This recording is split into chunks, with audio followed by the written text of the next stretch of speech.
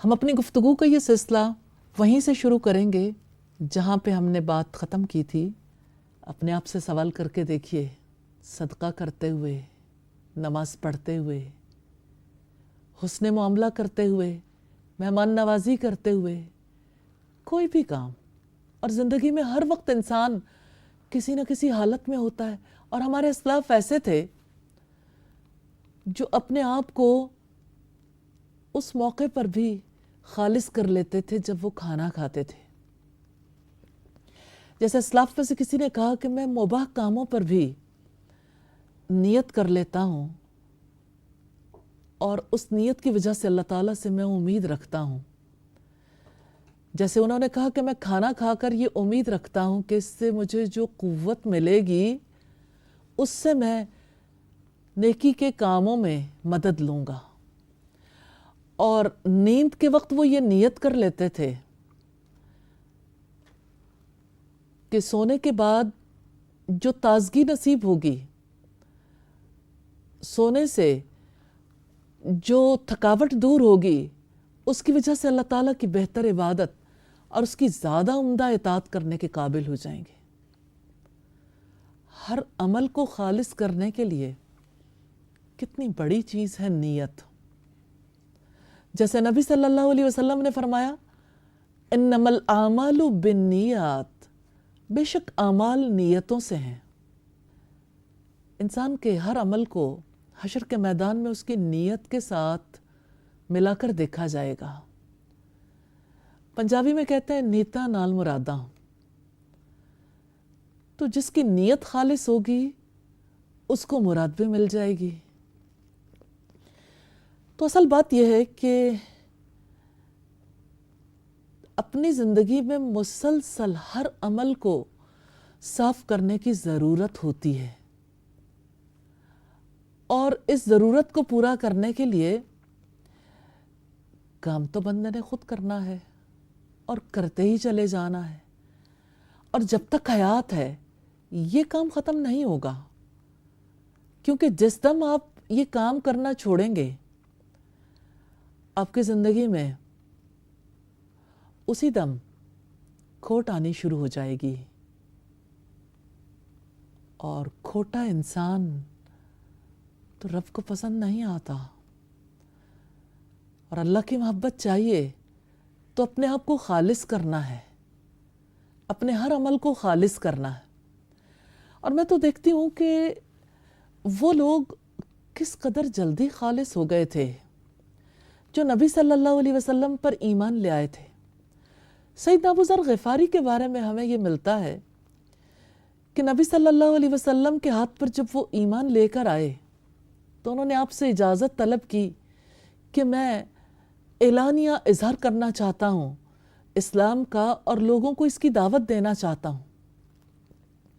آپ صلی اللہ علیہ وسلم چاہتے تھے اس موڑ پر ابھی اعلانیہ اظہار نہ کریں، لیکن آپ جانتے ہیں یہ جو اندر کی آگ ہے نا، جب اندر سے انسان کنونس ہو جاتا ہے، جب وہ پورے طریقے سے یقین رکھتا ہے تو یہ آگ اسے چلاتی ہے۔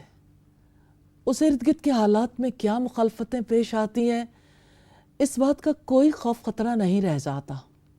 تو سیدنا ابو ذر غفاری نکلے اور جا کے قریش کے مجمع میں انہیں اسلام کی دعوت دی۔ انہوں نے اتنا پیٹا کہ بے ہوش ہونے کے قریب ہو گئے، گر گئے۔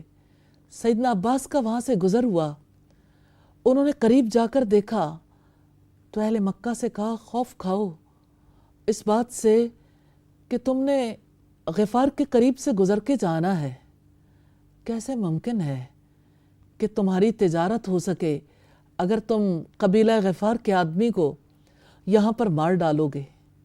سب لوگ پیچھے ہٹ گئے، لیکن اگلے دن پھر وہی بات، پھر حضرت ابو ذر نے جا کے دعوت دی۔ قولوا لا الہ الا اللہ کی بات ایسی دل پہ اثر انداز ہوئی تھی، اور کامیابی پر اتنا زیادہ یقین آیا تھا کیونکہ اللہ کے حبیب نے کہا تھا قولوا لا الہ الا اللہ، کہ لا الہ الا اللہ کہو تفلحو، تم کامیاب ہو جاؤ گے۔ تو سیدنا ابو ذر کو اس بات کی کوئی پرواہ نہیں رہ گئی تھی کہ ارد گرد والے کیا کہیں گے، ملامت کا کوئی خوف نہیں رہ گیا تھا، اور اپنی ذات پر کیا بیت رہی تھی انہیں اس بات کی بھی کوئی پرواہ نہیں تھی۔ فوکس بدل گیا تھا۔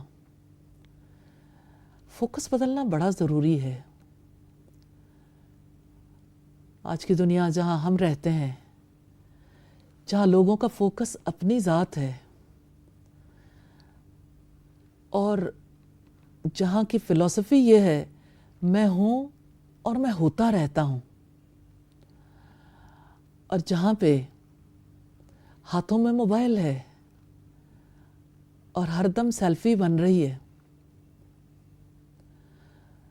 تو ذرا قرآن حکیم کو کھول کر دیکھیے رب العزت کی یہ بات، افرائیت من اتخذ الہہ ہواہ، کیا آپ نے ایسے شخص کو دیکھا ہے جس نے اپنی خواہش کو اپنا معبود بنا رکھا ہو؟ کیا آپ نے دیکھا؟ کیا آپ نے کبھی غور کیا کون سا مقام ہے جہاں پر خود پرست نہ دکھتے ہوں؟ خود پسندی سے بات خود پرستی تک آ گئی۔ خدا رخی زندگی کے مقابلے میں خود رخی زندگی کھوٹ نہیں ہے تو اور کیا ہے؟ جس مقام پر اپنے رب کو بٹھانا تھا اس مقام پر خود کو بٹھا دیا۔ محبت اللہ تعالیٰ کے لیے ہونی چاہیے، سب سے زیادہ محبت اپنی ذات سے ہو گئی۔ اللہ کے لیے جینا چاہیے، اللہ ہی کے لیے جان دینی چاہیے۔ کیا آج کے دور میں سب اپنے لیے نہیں جیتے، اپنی ذات میں جیتے ہیں؟ مجھے کیا پسند ہے، مجھے کھانے میں کیا پسند ہے، مجھے پہننے میں کیا پسند ہے، اور زندگی میں کیا کرنا مجھے پسند ہے، کیا ناپسند ہے۔ سب سے زیادہ اللہ کی رحمت جن پر ہوئی، جنہوں نے اپنی پوری حیات کا رخ اپنے رب کی طرف کر دیا، وہ انبیاء کرام تھے۔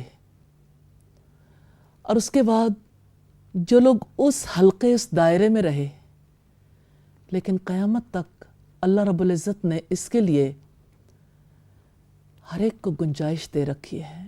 جو بھی رب کی طرف لوٹنا چاہے، جو بھی رب کے لیے خالص ہونا چاہے، اس کے لیے اللہ رب العزت نے اپنا دروازہ کھول رکھا ہے۔ جو لوگ رب کے لیے خالص ہو گئے، ان کے لیے رب العزت نے اپنی رحمت کے دروازے کیسے کھول دیے، اور کس طرح سے دنیا میں لوگوں نے اپنی آنکھوں سے دیکھا کہ جو ان کے لیے باعث تکلیف بنا، کس طرح سے اللہ رب العزت کی جانب سے جواب دیا گیا۔ اس بات کو آگے جاری رکھتے ہیں، لیکن تھوڑی سی بریک کے بعد۔